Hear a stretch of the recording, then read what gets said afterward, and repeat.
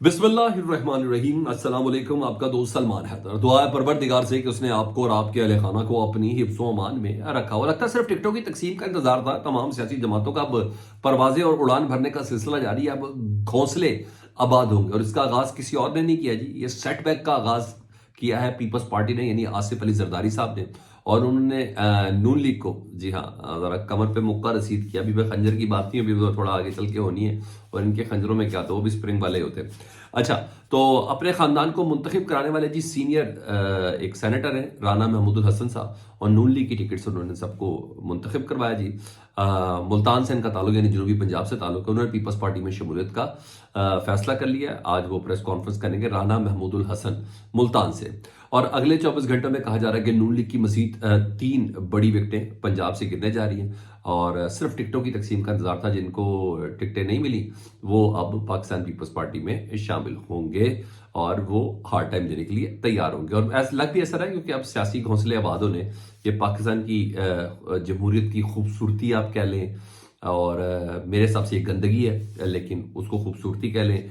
पाकिस्तान की जमहूरियत का हुस्न है और ये पॉलिटिकल मुआशरे के अंदर ये सब कुछ होता है। बहरहाल जिसने जिस तरह इसको नाम देना है तो उसको नाम दे दे। बहरहाल जरदारी साहब कुछ इलेक्टेबल्स के साथ पंजाब में मुस्लिम लीग नून को टफ टाइम देने की सोच के अंदर जरूरत है।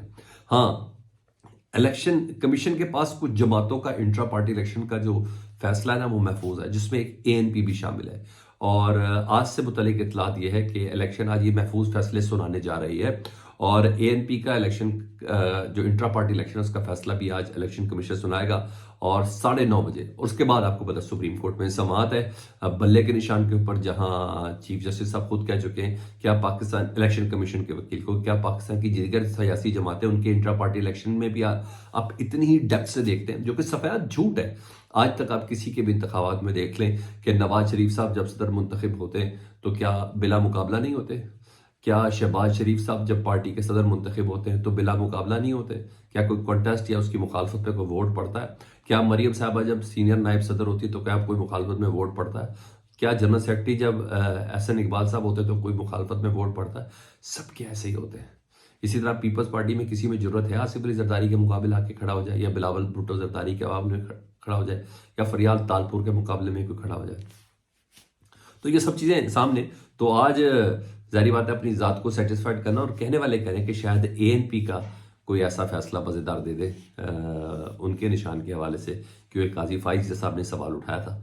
देखिए आज क्या होता है। तो बहरहाल यह है, तो यहाँ तक खबर है। और एक बड़ी खबर तो वो है कि आज पूरे पाकिस्तान की नज़र, बल्कि दुनिया भर में जहाँ जहाँ पाकिस्तानी हो सबकी नज़र सुप्रीम कोर्ट में, और बल्ले का निशान है। इलेक्शन कमीशन की दरख्वास्त है पेशावर हाई कोर्ट के फैसले के खिलाफ, जहाँ आज काजी फाइज साहब ने कहा था ना सिर्फ वो समाज भी मुकम्मल करेंगे बल्कि फैसला भी सुनाएंगे, और छुट्टी का दिन उन्होंने अपना कुर्बान किया है और आज केस को निपटाना है हर हाल में। इलेक्शन कमीशन के जो वकील हैं वो अपने दलाल दे चुके हैं, और जो बानी रहनुमा हैं तो अकबर एस बाबर, उनके वकील भी दलाल दे चुके हैं।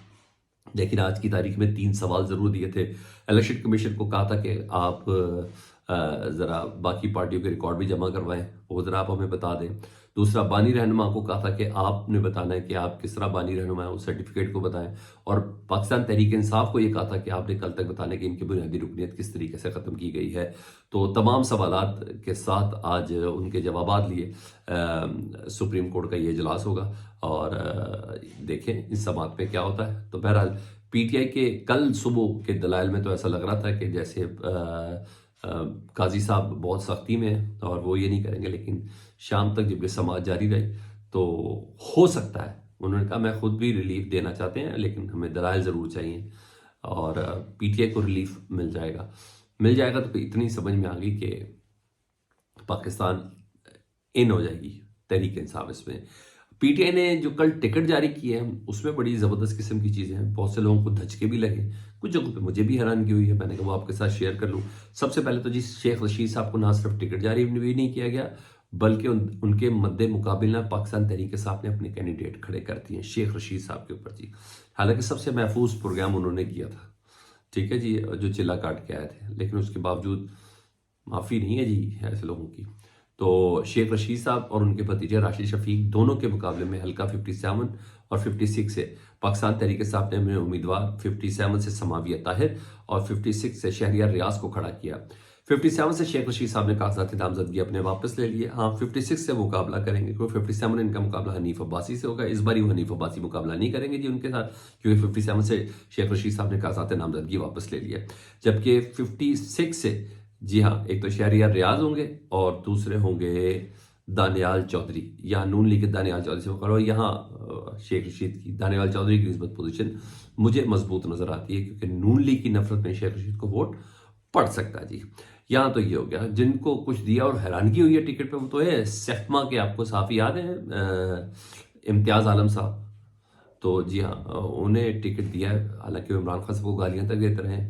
पाकिस्तान तहरीक इंसाफ के हवाले से उनके बड़े स्ट्रॉन्ग अगेंस्ट रिमार्क्स थे, और 2 दिन पहले तक पीटीआई पर वो तनकीद करते रहे।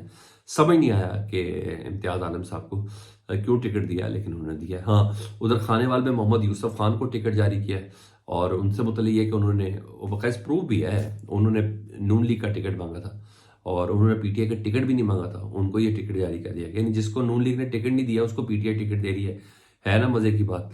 जहाँ यहाँ ये है, और ये भी कहा जा रहा है कि कुछ लोग 9 मई के में मुलव्विस लोगों की लिस्टें दी थी जिन्होंने, उन तक को टिकटें जारी की गई हैं। ये सोशल मीडिया पे बकायदा पीटीआई के लोग बात कर रहे हैं। तो जब बात कर रहे हैं तो इसका मतलब है यहाँ चिंगारी है जो हम आप तक पहुँचा रहे हैं। ये 2 चीज़ें हैं। शेर अफजल मरवा साहब सीनियर नायब सदर जी और पाकिस्तान तहरीक इंसाफ के, उन्होंने बड़ी पेशगोई की है। उन्होंने कहा मजीद इस्तीफे आ रहे हैं। जस्टिस बंदियाल साहब के दौर में जो अफराद सीनियरिटी की लिस्ट में नहीं थे, लेकिन उसके बावजूद उनको सुप्रीम कोर्ट में जजेस की सीट मिली है, वो तमाम अफराद के हवाले से उन्होंने खबर दी है कि वो या तो जल्द सुबुकदोश हो जाएंगे या सुबुकदोश कर दिया जाएंगे। और देखते हैं उनकी पेशगोई, या फारिग कर दिए जाएंगे। देखते हैं उनकी पेशगोई कितनी सच साबित होती है। वो कह रहे हैं कि ये सिलसिला भी रुकेगा नहीं, ये सिलसिला चलता रहेगा। यहाँ तो हो गई ये बात है। और कुछ और लोग भी पाकिस्तान तहरीक इंसाफ के जो है वो इलेक्शन से, साबिक पाकिस्तान तहरीक इंसाफ के साबिक रहनुमा थे, उन्होंने इलेक्शन के कागजात नामजदगी अपने वापस ले लिए। उस्मान बुज़दार साहब, जी हाँ, वसीम अकरम प्लस, जी हाँ, उन्होंने अपने कागजात नामजदगी वापस लेने का, मैंने इलेक्शन कॉन्टेस्ट नहीं करना। इसके अलावा बड़े दुखी दिल के साथ मुसर्रत जमशेद चीमा और जमशेद चीमा, उन्होंने भी कागजात नामजदगी वापस ले लिया। उन्होंने कहा मैं पीटीआई के साथ, लेकिन जब टिकट ही नहीं मिली तो वो क्यों कॉन्टेस्ट लड़ेंगे। आज़ाद हैसियत में इनकी क्या हैसियत, ठीक है जी। इसका मतलब है इमरान खान साहब ने प्रेस कॉन्फ्रेंस करने वालों को और टीवी के इंटरव्यूज देने वालों में से किसी को माफ़ नहीं किया। केस टू केस एक एक चीज़ का जायजा लिया गया है। इसका यही मतलब है। जब टिकट ही जारी नहीं किया गया तो क्या। हाँ, उन्होंने ये तो बोला हमने करोड़ों का नुकसान किया, ये किया, वो किया, मुसर्रत जमशेद चीमा ने सारा ट्वीट किया, लेकिन उनको टिकट नहीं मिली। ये तो चीज़ होगी। दूसरा, मुस्तकबिल की मंजर कशी कह लें, क्या कह लें, इलेक्शन बड़ा बदजायका सा होने वाला, बड़ा बदमज़ा सा होने वाला है। जिस तरह हमने कल पेशावर हाई कोर्ट में देखा, जो जिसने दरख्वास्त दी थी एएनपी के खिलाफ, उस बेचारे को मारा गया। एएनपी का रहनुमा था, जिस तरीके से उसको पेशावर हाई कोर्ट में हदूद के अंदर ज़दोकोब किया गया, वो हमने देखा। फिर हमने एक आधा मर्डर भी देख लिया है, कुछ हमलावर को भी पकड़ा हुआ भी देख लिया है। तो कुछ जगहों पे अदम बर्दाश्त भी है, और अदम बर्दाश्त पता नहीं उसको साबित तो कोई नहीं हुआ। लेकिन इस्लामाबाद एयरपोर्ट में काबुल से वापस आ रहे थे, जो काबुल के निजी दौरे पे थे ना, उनकी दावत के ऊपर अफगानिस्तान की हुकूमत की, मौलाना फजल रहमान साहब वापस आए तो एयरपोर्ट पर नौजवानों ने उनके खिलाफ नारे लगाए मौलाना फजल रहमान साहब के। तो एक कारकुन, उन जो जेयूआई के कारकुन थे ना, उन्होंने एक शख्स को पकड़ लिया, बाकी भाग गए और काफ़ी उसकी दुर्गत बनाई। और फिर कहते हैं कि उसने माफ़ी मांगी तो उसको छोड़ दिया गया। इसका मतलब है यस, एक्स्ट्रा विजिलेंट होकर ये इलेक्शन में जाना भी होगा, सिक्योरिटी इदारों को भी और कैंडिडेट्स को भी, क्योंकि मामला बढ़ गया और अभी बल्ले के निशान का फैसला नहीं हुआ।